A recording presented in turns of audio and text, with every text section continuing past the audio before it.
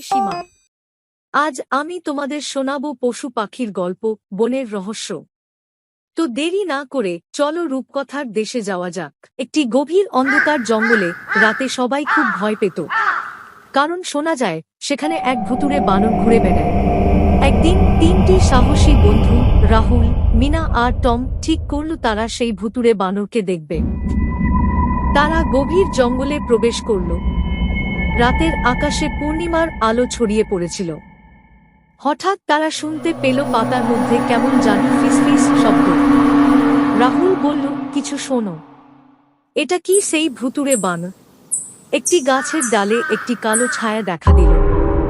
মিনা চিৎকার করে উঠল, দেখো, ওই তো ভুতুড়ে বানর। তারা ভয় পেয়ে দৌড়াতে শুরু করল, কিন্তু ভুতুড়ে বানর তাদের পেছনে পেছনে আসছিল। তারা একটা বড় গাছের পেছনে লুকালো। হঠাৎ মিনা লক্ষ্য করল যে বানরটা তাদের দিকে একটু আসছে না, শুধু গাছের ডালে বসে আছে। টম সাহস করে গাছের কাছে গেল এবং দেখল যে সেটা আসলে একটি পুরনো খেলনা বানর, যা বাতাসে দুলছে। তারা দাঁড়িয়ে হাসাহাসি করতে লাগল, কিন্তু ঠিক তখনই তারা শুনল আসল ভুতুড়ে বানরের আওয়াজ এবং বুঝতে পারল এই খেলনা বানরের আড়ালে সত্যিই কিছু লুকিয়ে আছে। তারা ছুটে পালাতে লাগল। তারা কোনোমতেই জঙ্গল থেকে বেরিয়ে এসে নিজেদের বাড়িতে ফিরল। তারা শপথ করল আর কখনো রাতের জঙ্গলে যাবে না এবং বাকি বাচ্চাদেরও গল্প শোনাতে লাগল।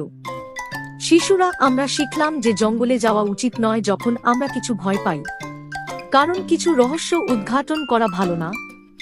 গল্পটা ভালো লাগলে অবশ্যই লাইক, কমেন্ট এবং সাবস্ক্রাইব করবেন। ধন্যবাদ।